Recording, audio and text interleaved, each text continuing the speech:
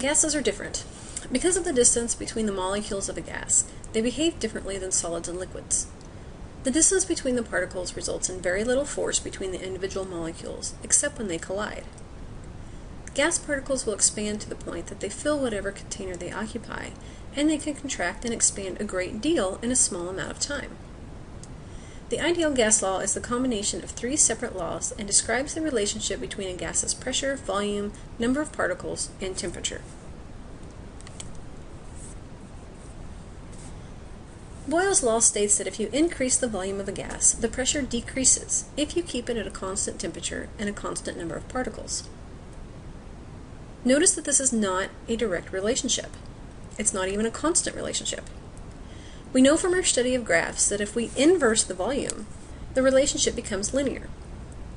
So we can say that the volume is inversely related to the pressure with respect to some constant. This makes sense if you think about it. Pressure is a measure of the force exerted on a container. If the volume increases, the particles in the sample spend a lot more time traveling to the edges of the container, and therefore do not bump into the container as much. Charles' law holds the volume and number of particles of a gas constant, and relates how the pressure changes with the temperature. This is a direct relationship as long as the Kelvin scale is used. Again, this relationship makes sense. If you increase the temperature of a gas, the particles will move faster. Collisions at a faster speed will exert more force on the sides of the container. The last in this series of gas laws relates the pressure changes when the number of particles change. The temperature and volume are held constant, and we see a direct relationship between the number of particles and the pressure. Again, pressure is a measure of the force on the container. If there are more particles colliding with the container, the pressure should increase. If we look at all of these individual relationships, we see a few similarities. First, each one of these relationships is equal to pressure. If this is true, then that means they are all equal to each other as well. Second, since they all are direct relationships, they all contain some constant to make that relationship true. If we set them all equal to each other, we can combine those constants into one big constant. And since fractions are just never a good thing, we can take that volume over to the pressure side. And we end up with the ideal gas law, which is the pressure times the volume, equal to some constant times the number of particles times the temperature. Now, if we take all of our standard values for these variables, we can determine the value for our constant. Note that this constant will vary depending on which units we decide to use. In this example, we are going to use kilopascals for pressure, liters for volume, atoms for the number of particles, and Kelvin for temperature. And we end up with a value of 1.38 times 10 to the negative 23rd joules per Kelvin. Now, since there is a constant in our equation, it is the same no matter what our conditions are. This means that if our conditions change, we can determine the values for those changes. So a sample of gas at a given pressure, volume, and temperature can be set equal to the same sample at a different pressure, temperature, and volume. Suppose your bicycle tire is fully inflated to 7 times 10 to the 5th pascals at a temperature of 18 degrees Celsius. If the temperature rises to 35 degrees Celsius, what is the new pressure? So we have an initial pressure at an initial temperature. The temperature changes, and we want to know how much the pressure changes. We can use our ideal gas law with the initial set of conditions set equal to our final set of conditions. Since we are working with proportions, we need the correct proportions for temperature.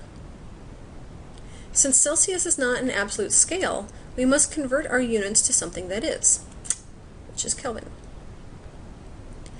The volume and the number of particles do not change, so we can eliminate those from our equation. We are then left with the relationship between pressure and temperature. From here, we just plug in our numbers into our proportion and solve for the final pressure. In this case, our bike tire changes to 7.41 times 10 to the 5th pascals.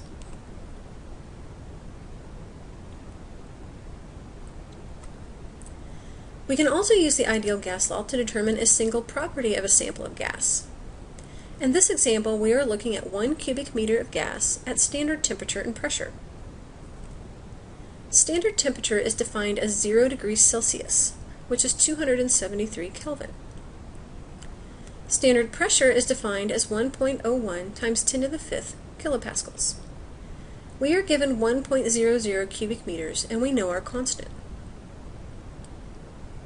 From here we can rearrange our gas law equation for the number of particles.